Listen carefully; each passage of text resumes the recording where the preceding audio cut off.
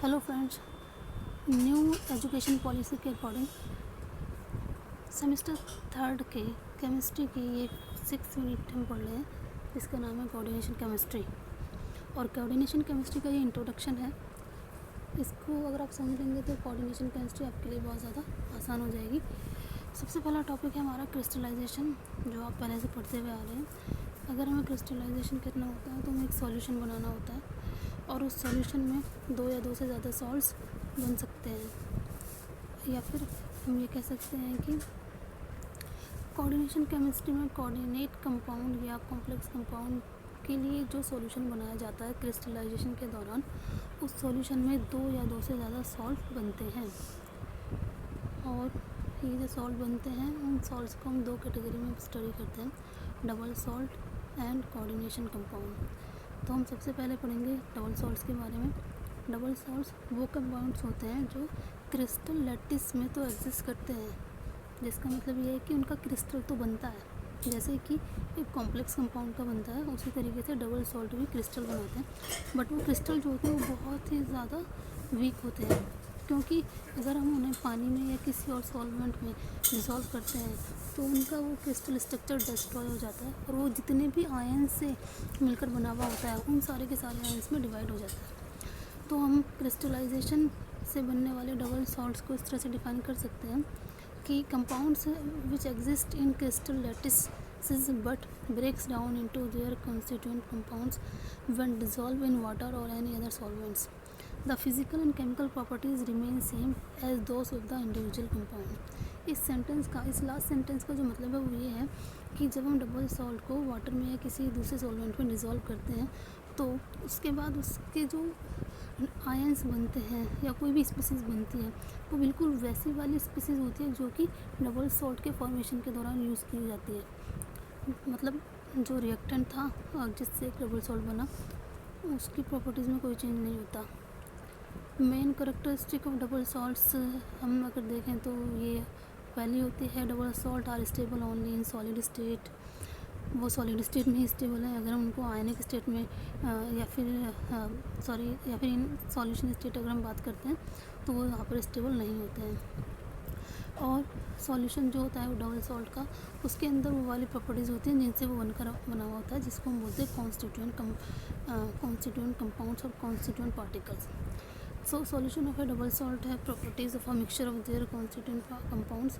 Some common examples are Mohr salt FeSO4 NH4 SO4.6H2O। मोहर salt आपने पढ़ा होगा। पोटाश एलम जिसे हम हिंदी में फिटकरी बोलते हैं, Al2SO4 3.K2SO4.24H2O। और थर्ड होता है कार्बोनाइट KCl MgCl2 6H2। इन सभी में अगर आप देखेंगे तो एक चीज़ कॉमन है, वो ये कि इनमें वाटर ऑफ क्रिस्टलाइजेशन सभी में होता है। इसका मतलब आप ये भी समझ सकते हैं कि डबल सॉल्ट के फॉर्मेशन में जो उनका क्रिस्टल बनता है वहाँ पर वाटर का एक अहम रोल होता है।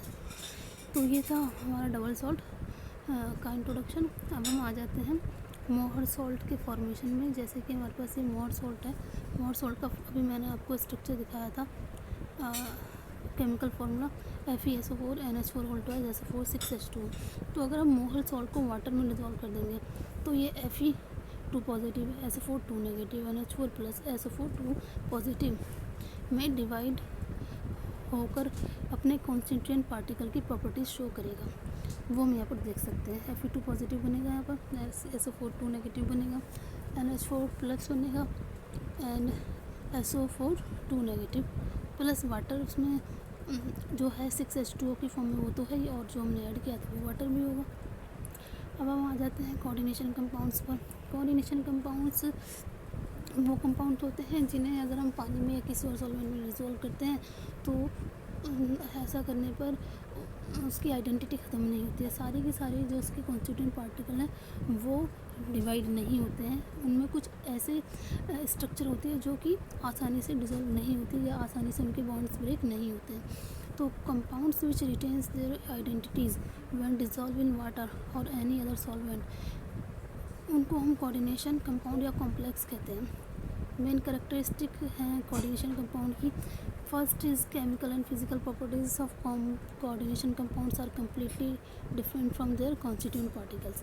जिन पार्टिकल से या एटम से या मॉलिक्यूल से मिलकर बना हुआ होता है या आयन से मिलकर बना हुआ होता है, उसकी प्रॉपर्टीज़ और एक कॉम्प्लेक्स आयन की प्रॉपर्टीज़ डिफरेंट होती है, टोटली डिफरेंट होती है। Coordination compounds are stable in a solid state. Coordination compound solid state में स्टेबल होते हैं और सॉल्यूशन स्टेट में भी, दोनों में स्टेबल होते हैं। Okay, solution of double salt does not have properties of a mixture of their constituent particle. यहाँ पर ये डबल सॉल्ट बाय मिस्टेक लिख दिया गया है, सॉरी फॉर दैट। यहाँ पर कोऑर्डिनेशन कंपाउंड आएगा या कॉम्प्लेक्स हम लिख सकते हैं।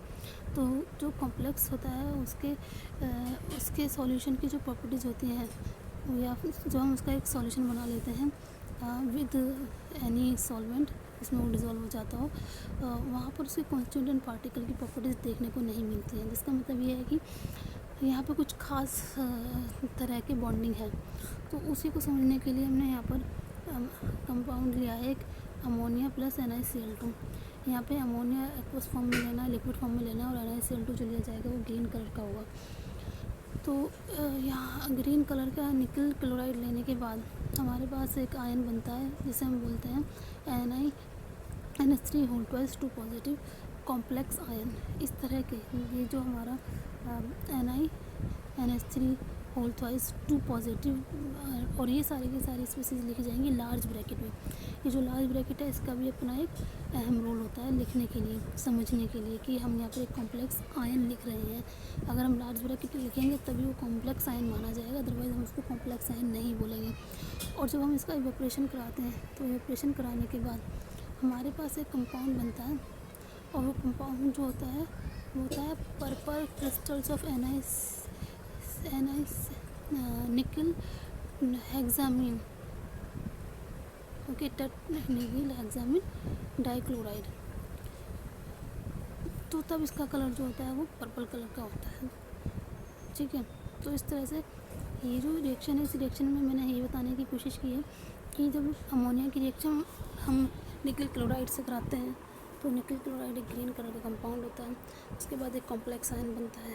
उस कॉम्प्लेक्स आयन के बाद वहाँ पर जो रिमेनिंग क्लोराइड थे निकल क्लोराइड के, वो उसमें काउंटर आयन की तरह से लार्ज ब्रैकेट के बाहर लेके जाएंगे। और अगर आप इसकी स्ट्रक्चर देखना चाहें तो इसकी स्ट्रक्चर भी मैंने यहाँ पर मेंशन की है। ये एक हेक्सागोनल स्ट्रक्चर होती है जिसमें 4 NH3 इन द प्लेन है और 2 NH3 में से एक अबव और एक बिलो है।